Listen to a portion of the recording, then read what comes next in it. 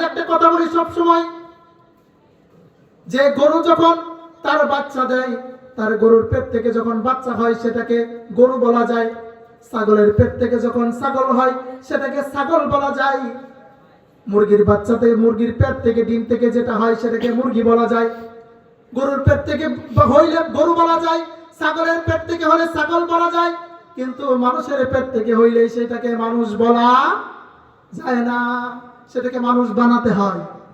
সেটাকে কি বানাতে হয়? মানুষ বানাতে হয়।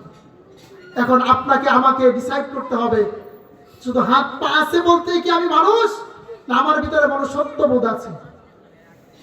আমি যে নিজেকে মানুষ দাবি করতেছি, শুধু হাত পা থাকলেই মানুষ হয় না।